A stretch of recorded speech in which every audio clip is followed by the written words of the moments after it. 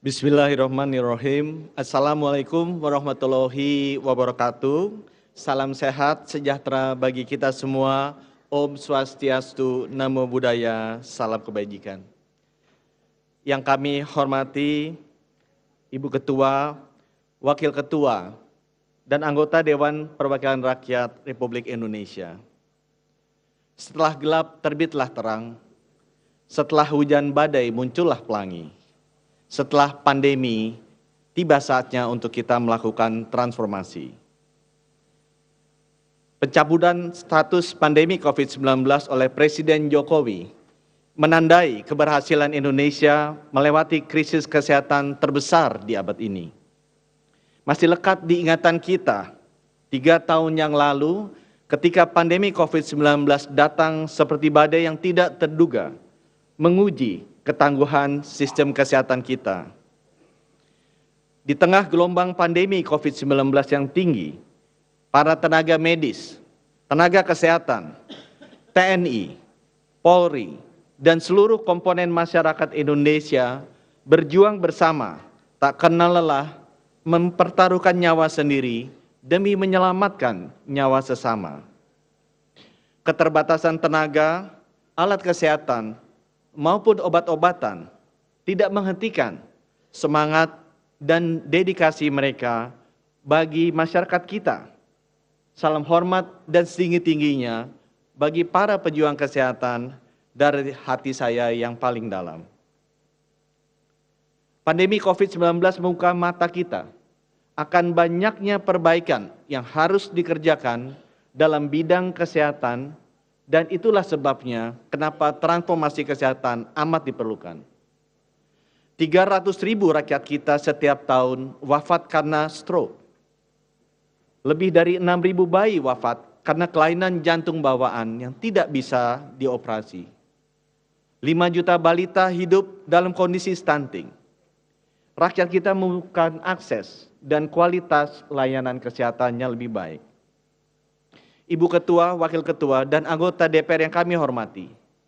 Sesudah badai pandemi, inilah saatnya kita bersama memperbaiki dan membangun kembali sistem kesehatan Indonesia menjadi lebih tangguh dari sebelumnya untuk generasi anak-anak kita dan generasi cucu-cucu kita.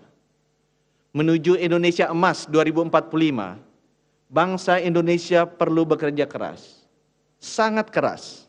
Karena masa keemasan itu tidak akan bisa dicapai tanpa manusia Indonesia yang sehat.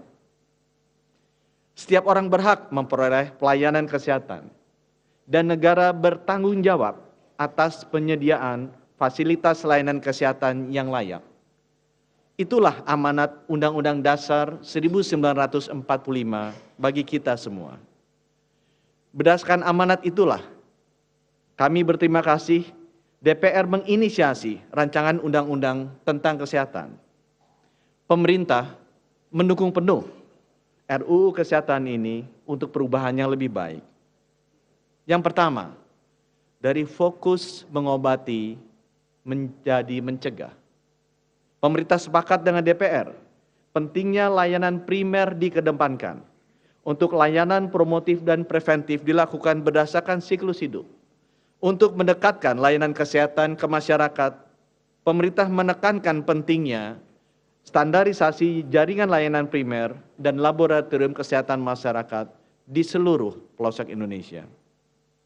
Kedua, dari akses layanan kesehatan yang susah menjadi mudah. Pemerintah sepakat dengan DPR RI bahwa diperlukan penguatan pelayanan kesehatan rujukan melalui pemenuhan infrastruktur, sumber daya manusia, sarana prasarana, pemanfaatan teknologi telemedicine, serta pengembangan jejaring pengampuan layanan prioritas dan layanan unggulan nasional berstandar internasional. Ketiga, dari industri kesehatan yang bergantung ke luar negeri menjadi industri yang mandiri di dalam negeri. Pemerintah sepakat dengan DPR RI bahwa diperlukan penguatan ketahanan kefarmasian dan alat kesehatan melalui penguatan rantai pasok dari hulu hingga hilir, prioritisasi penggunaan bahan baku dan produk dalam negeri, dan pemberian insentif kepada industri yang melakukan penelitian, pengembangan, dan produksi dalam negeri. Dari sistem kesehatan yang rentan di masa wabah menjadi tangguh menghadapi bencana. Pemerintah sepakat dengan DPR RI bahwa diperlukan penguatan kesiapsiagaan pra-bencana dan penanggulangan bencana secara terkoordinasi dengan menyiapkan tenaga kesehatan cadangan yang sewaktu-waktu diperlukan dapat dimobilisasi saat terjadi bencana. Keempat, dari pembiayaan yang tidak efisien menjadi transparan dan efektif. Pemerintah sepakat dengan DPR RI untuk menerapkan penganggaran berbasis kinerja dengan mengacu pada program kesehatan nasional yang dituangkan dalam rencana induk bidang kesehatan menjadi pedoman yang jelas bagi pemerintah dan pemerintah daerah. Kelima, dari tenaga kesehatan yang kurang menjadi cukup dan merata.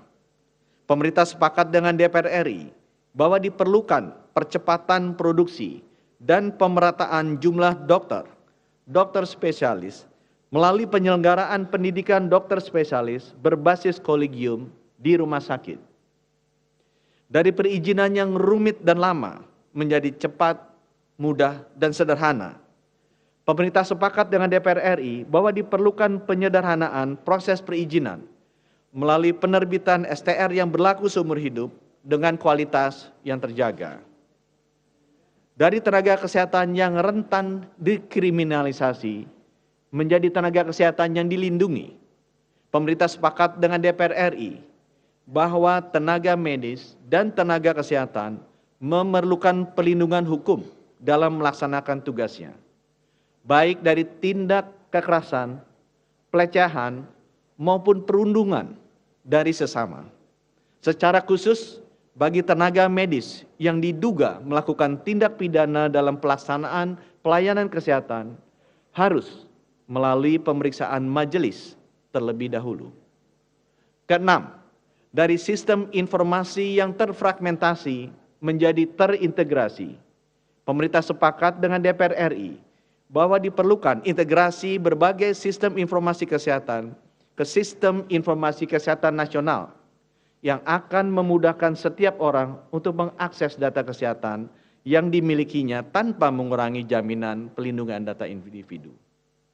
Dan dari teknologi kesehatan yang tertinggal menjadi yang terdepan. Pemerintah sepakat dengan DPR RI perlunya akselerasi pemanfaatan teknologi biomedis untuk pelayanan kesehatan termasuk pelayanan kedokteran presisi. Ibu Ketua, Wakil Ketua, dan anggota DPR yang kami hormati, transformasi kesehatan dibutuhkan untuk membangun arsitektur kesehatan Indonesia yang tangguh, mandiri, dan inklusif. Ada 11 undang-undang terkait sektor kesehatan lama yang disesuaikan dengan dinamika perubahan zaman. Pemerintah sependapat dengan DPR RI terkait dengan ruang lingkup dan pokok-pokok hasil pembahasan yang telah mengerucutkan berbagai upaya peningkatan kesehatan Indonesia ke dalam 20 bab dan 458 pasal di Rencana Undang-Undang Kesehatan. Pemerintah juga mengapresiasi pandangan mini fraksi yang telah disampaikan dalam rapat kerja tanggal 19 Juni 2023. Pemerintah telah melaksanakan setidaknya 115 kali kegiatan dalam rangka meaningful participation, baik dalam bentuk focus group discussion maupun seminar, yang dihadiri lebih dari 1.200 organisasi pemangku kepentingan dan 72.000 peserta, serta menerima setidaknya 6.011 masukan secara lisan dan tulisan melalui portal partisipasi sehat. Untuk itu kami mengucapkan terima kasih sebesar-besarnya kepada seluruh unsur masyarakat dan pemangku kepentingan di bidang kesehatan. Ketua, Wakil Ketua, dan anggota DPR yang kami hormati, akhir kata, izinkanlah kami untuk menyampaikan terima kasih atas disetujuinya Undang-Undang tentang Kesehatan ini pada pembicaraan tingkat 2 di rapat paripurna hari ini. Kita semua berada di kapal yang sama. Badai dan gelombang sudah dan akan terus terjadi seperti yang kita alami saat pandemi kemarin. Kita tidak dapat membendung badai, kita tidak dapat menenangkan lautan. Akan tetapi kita bisa memegang kemudi kuat-kuat dengan Undang-Undang Kesehatan sebagai kompas transformasi. Kita berlayar menuju arah yang sama untuk menyediakan layanan kesehatan terbaik bagi seluruh rakyat Indonesia. Dengan disahkannya Undang-Undang Kesehatan ini, kiranya menjadi awal baru untuk kita bersama membangun kembali sistem kesehatan yang tangguh di seluruh Indonesia. Tidak hanya di kota-kota besar, namun juga di daerah terpencil, tertinggal, di perbatasan maupun kepulauan. Saya ingin mengajak seluruh elemen pemerintah pusat, kementerian lembaga, pemerintah daerah, swasta, organisasi, dan semua masyarakat untuk ikut membangun kesehatan sampai ke seluruh pelosok negeri. Khususnya kepada masyarakat, mari kita bangun kesehatan kita, dimulai dari diri sendiri, keluarga, dan lingkungan sekitar kita. Mari kita bangun tubuh dan jiwa yang sehat dan kuat demi Indonesia Emas 2045. Mari kita sehatkan seluruh rakyat, dari Sabang sampai Merauke, dari Miangas sampai Rote. Mari kita sing-singkan lengan baju, bahu-membahu, membuang beban yang tidak perlu untuk membentangkan layar menuju Indonesia yang sehat. Demikianlah pendapat akhir pemerintah. Kami meyakini dengan disahkannya rancangan Undang-Undang Kesehatan ini menjadi Undang-Undang Kesehatan, maka kita telah membentangkan layar kapal besar bangsa Indonesia ini untuk bergerak maju demi sebaik-baiknya kesehatan masyarakat Indonesia. Kiranya ikhtiar kita semua diridhoi oleh Tuhan Yang Maha Esa. Terima kasih. Wassalamualaikum warahmatullahi wabarakatuh.